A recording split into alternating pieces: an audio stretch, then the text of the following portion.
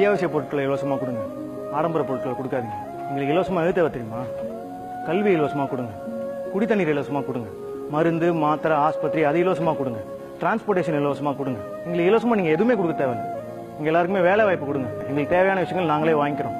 இந்த மாதிரி தேவையில்லாத விஷயங்களையும் ஏற்கனவே இருக்கிற விஷயங்களையும் கொடுத்து குப்பையை அதிகமாக்காதீங்க.